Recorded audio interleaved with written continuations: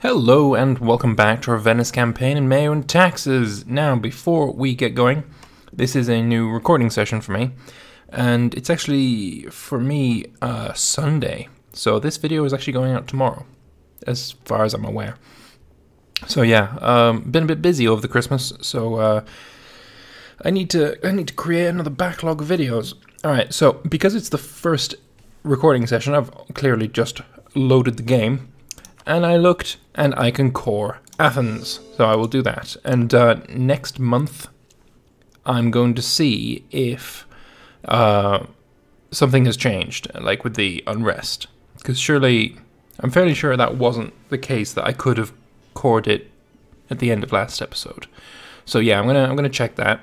Also, I've just noticed when you are trading city, you get nice little graphical bullshit, and I don't think that's something that MEIOU and Taxes has done. I think that's just base EU4, right? Because all these are in vanilla, so it would make sense to me. I also had some great comments on my videos. Something I had forgotten about was, where is it? It's something about the subjects. Policy regarding our vassals. There we go. And what we can do is enact a policy for all of them, cutting down the tribute. So, negative 5% liberty desire on all of them. That sounds fine to me. That gets, well, I think that got Naxos a bit happier with me. So that's good. Croatia's very happy with me. That's also good. Yeah, we just, this campaign, at the start anyway, like, at this point, is all about vassal management. So, I don't know, maybe if you are interested in having vassals, then perhaps this part of the campaign is going to be of interest to you. Anyway, let's check on Athens. No, it's still at 0 unrest, though it was at negative 6.5. Now it's only at negative 0.5, so something has changed. Maybe it was an extra bit of communication efficiency added on, or I don't know, it could be anything. Could be anything, really. Maybe if someone wants to go back and look at the video, like rewind and stuff, take a picture of it when I looked over it when it had negative 6.5, and then compare it to negative 0.5. Maybe then you'll understand what was the difference. But I'm not going to do that now. Papacy can't do anything. That's unfortunate. I mean, I guess I could.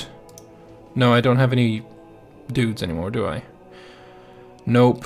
0 controlled cardinals. 'Tis a shame. 'Tis indeed a shame.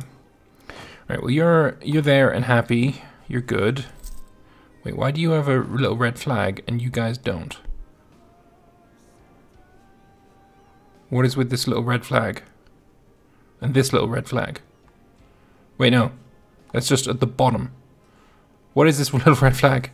I don't know what it is. Also, Genoa is again no longer a valid rival. We just keep getting eclipsed Genoa, so if we can become a rival of Genoa again, we're going to do it. Though I think maybe Bulgaria. I feel like Bulgaria is the most likely to join a coalition. Sorry, join support rivals. So we're going to go with Bulgaria. We're just gonna quickly scan over my vassals, see that no one is getting any support. No one's getting support here. You're not my vassal. You could be my ally, but you're not my vassal. We have Croatia, no support. Who else is my vassal? Ragusa. Right, forgot about you. No support, but you are allied to Naxos. So if you rebelled, Naxos would join you. And that would be bad. Costly trade embargo on Genoa once more. We should get rid of that. Eventually, when I can scroll down, there we go. So one of the reasons my game was running quite slowly before is totally my fault. So when I got the mod pack from Gigao, he sent me everything all in one big file. And that included all of the individual unit packs and all of the unit packs in one mod as well. So MEIOU and Taxes units and then all of the separate unit packs. And I enabled all of it instead of just enabling the all units because I have all of the DLC. So yeah, I was loading a bunch of mods twice, which did not help things. I'm surprised my game didn't crash, but oh well. What can you do? We're fabricating on Gorizia, we're fabricating on Padua. I don't want to use my third diplomat. I want to keep him free. If I start fabricating on like maybe Trieste, I mean it would be good to own Trieste, of course, but I would have to like get rid of the diplomat, and I'd probably forget to get him back there if I had to maybe declare on Bulgaria or something. So it's probably not a good idea. One more thing I wanted to talk about. Oh yes, in the last episode I said there might be a war against Mamluks. I did some math. Yeah, math, me. I didn't do it on camera though, so that's why the math is correct. I figured out that there is absolutely no way, not at all, that I would be able to even blockade this Bay of Alexandria. I don't have enough boats. So basically I took this 40, and then I added on this 28 for 68, and I noticed that if you add all of the development of this coastline, it comes to way more than 68. So yeah, we can't even blockade one sea zone from the Mamluks yet. Maybe in the future it might get some nasty plague and maybe we'll do it then, but at the moment, if I want money from the Mamluks, it's not going to happen. If I attack them for money and blockade them or whatever, I'm going to get probably less than 10% war score, and he's just going to slowly march his way north and then siege my vassals and then siege Athens, and there's nothing I can do about it, so it's a bad idea. Court level has gone up. Yes, love it, love it. That gives me an extra diplomat. That also means that my vassals should be a little bit more loyal, so we can check on that. I mean, Ragusa's pretty close now. If I can make you happier, I can't. How am I supposed to get you happier? Salzburg wants military access. Sure thing, that's fine, buddy. 'Tis indeed okay. We could take a bureaucratic idea. I don't want it. Mostly I took bureaucracy ideas for the core creation cost, but then I realized that we're probably not going to be coring all that much land, considering I don't want to do this as a conquer everything run. So why have all of it, right? Instead, I'm thinking it's going to be, I definitely want an admin idea group. And it's between economic, because economic is fantastic. There's no bad idea here. Trade efficiency, tax modifier, construction cost is great. Reduce inflation cost.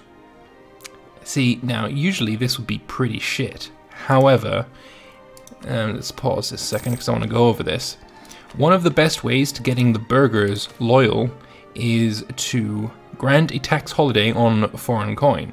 That increases inflation. This is the best way, in my opinion, of getting the burgher loyalty up. Better than autonomy, because autonomy sucks, right? Grant tax holiday, and then you turn around and you take the inflation straight back away from him. That, in my opinion, is the best way. So getting this as cheap as possible is ridiculously useful. One thing I did see was people saying that my corruption was super high. Yes, this is MEIOU taxes. That's kind of the norm, although I do feel like MEIOU taxes has changed things somewhat, because I don't feel like I've ever had 36 corruption as an Italian nation in 1377. And I also don't feel like it's really that accurate. Like, everything I've read about Venice is that it was an anomaly in that it wasn't that corrupt. Like, it was a very functional government system, to the point where it lasted for literally centuries with very little problems, no overthrows or anything like that. So I do feel like that's just changed on me for some reason. Yeah, I do feel like it's not accurate. So maybe I'll bring that up with the mod devs. I would like to get the burghers a bit happier with me, though. That would be quite nice. Stability National Inquiry, we gain 18 points a year. That's bloody good. And we're at 246. Right, so if we were to lose a bunch of stability from, for example, revoking a privilege from someone, say we went down to -2, we could immediately bump ourselves straight back up to 0. So therefore, I think now is the perfect time to get rid of some of this corruption. And I think I'm going to be looking at the greater nobles for that, because you have a bunch of privileges and you don't deserve any of them. So, move you over to the side, then we'll open this one. We're going to pause. We already were again. Gaining some prestige would be nice. Yeah, there we go.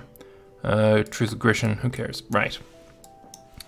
So, this increases tech cost by how much? It's all commoners banned 12%.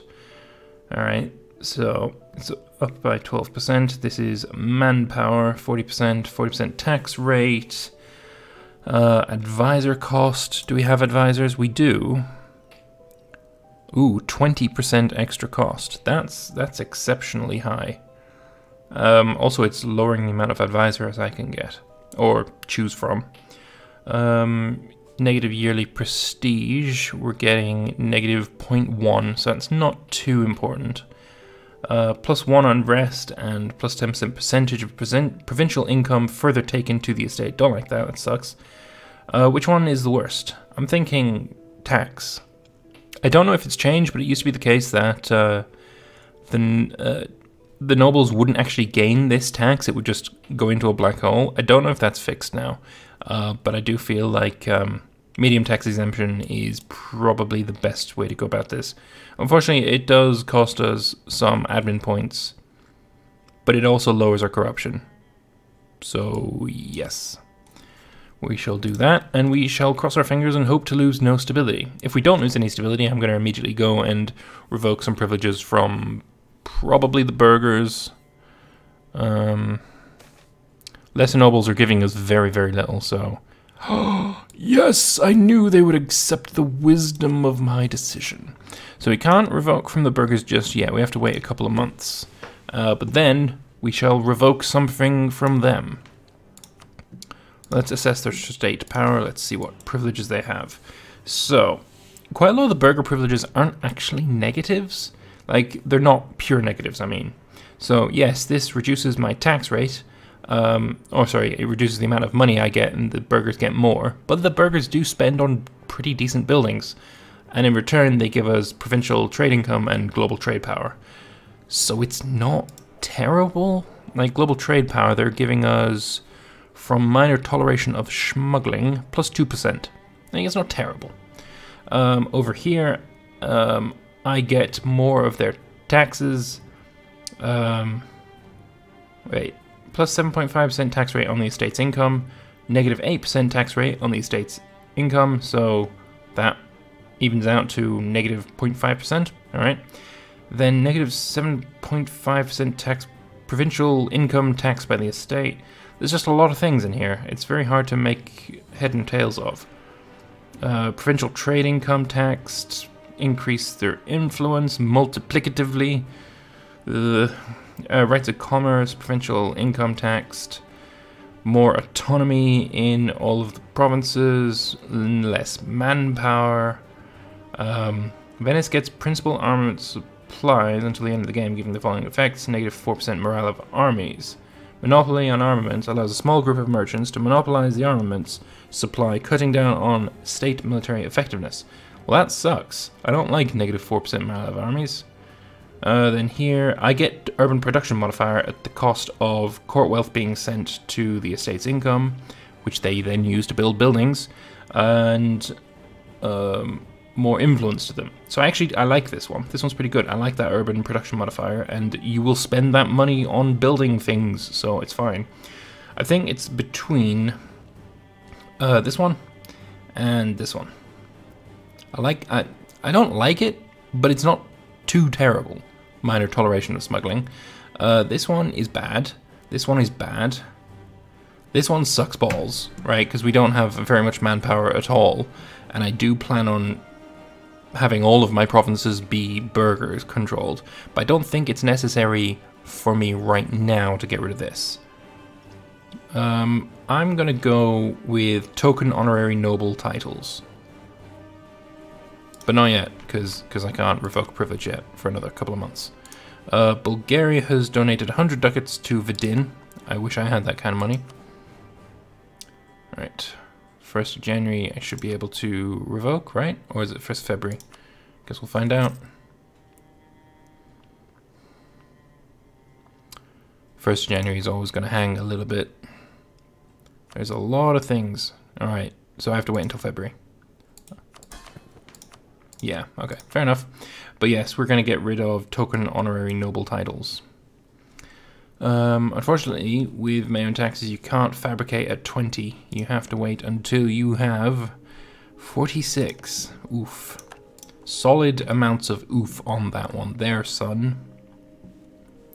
Another way you can get rid of the burghers, the greater nobles corruption is make the lesser nobles super fucking happy with you. I'm talking like 65-70% happiness. And then demote the greater nobles. And then they all become lesser nobles, and they are really pissed about that, so the lesser nobles' loyalty is tanked. But if you can keep them pretty happy, that doesn't matter too much. Alright. Now I should be able to revoke. Yes, and it's toleration of noble titles. Cease issuing all honorary noble titles. I would prefer if this was, instead of crack down on smuggling or cease issuing all noble titles, it would just have the same name as the as what it is, right?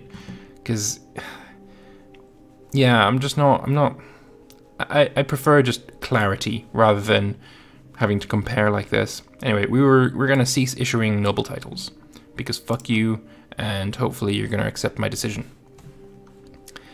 And the answer is accept the wisdom of my decision, you bitch. Come on. Come on. Yes! Ha ha ha! Alright, well, lesser nobles, in a couple of months, we're gonna get rid of something from you as well. I'm not gonna waste my stability gain. I would like to revoke a privilege before hitting 3 stab. Right, that just makes sense to me. You're not wasting so many stab points. So, what shit do you have? Tax exemption. Yes, we want to generate few high courtier titles. Yeah, we want to get rid of this one. We want to stop them from promoting to greater nobles. Because greater nobles suck, and lesser nobles don't. Well, they do, but just less. They suck less. We also need more money, which is shitty. Empire of the Romans, we are a little bit happier with you. Thankfully, we're not historical rivals, and yeah, we're getting a lot of increased opinion from forced vassalizers going away. We will get the trade efficiency guy because he's cheap as shit. And lesser nobles, we will revoke, I guess, in a month, probably. Yeah. All right, lovely. Well, I'm really happy with what we're getting done in this episode. I know we haven't played all that long. But I swear, the progress we've just made in, well, we're not even at our freaking equilibrium limit with the corruption. But we're working on it, right? We are working on it, which is the important thing. Right. Lesser nobles. Revoke. See, which one is it? See, that's the problem. It's the middle one. Just fucking have this be the same here. Pretty please. And that's why I click them both, right? Because you kind of gotta keep an eye on it. Right, so are they gonna accept the wisdom of my decision? Am I gonna get this fucking lucky this early in the game? Cross your fingers. Oh my god, that is fucking beautiful. So, unfortunately, we can't revoke for another 10 years. So, yeah, we're gonna get to 3 stab. Unless something stupid happens. We're gonna get to 3 stab. Oh, fuck you. No, no, no. No, no, no. No. Also, I didn't lose a stab there. Glorious. Glorious. That was very nice. Right. Back to the ideas. Yeah, economic is really, really good. Yeah, we stopped off at talking about inflation reduction. Then urban production, scale production, power, rural goods produce modifier, all good shit. Our interest per annum is the weakest in here, but I suppose if you're in a really shitty situation, it works. It's really good. Then stupid amounts of production efficiency and yearly inflation reduction. All good shit. I like it very much. Like, it was either between that and bureaucracy. Yeah, yeah, economics is better. Humanist is pretty good. Idea cost is good. National unrest down is good. More taxes. Years of separatism, so we can core things faster. Max promoted cultures is pretty decent. Tolerance of heretics. More cultures. Tolerance of heathens and religious unity. Pretty good. Pretty good, right? And then state religion's good because you can deus vult the fuck out of people. But yeah, it's economic. It's got to be economic. Come on, give me the noise. There we go. So, we now have that. And are we ahead of time on tech? Kind of close-ish. We'll take Inns of Court. And then we'll take this idea. Like, this idea is going to cost us 334. The tech is more expensive. Tech is roughly 300. No, 500. Call it 550, 600, something like that, whatever. We also need to make more money. I think because we have quite a few mercenaries, that's tanking our income quite a significant amount. 2 ducats on the mercs. If they were regulars, they'd be a lot cheaper. Like, how much are they each? 0.52 versus 0.32. It's actually not that different, right? Shit. Not happy with this. I'm gonna lose some money, aren't I? Burgers. Will you give me some money? No, you won't.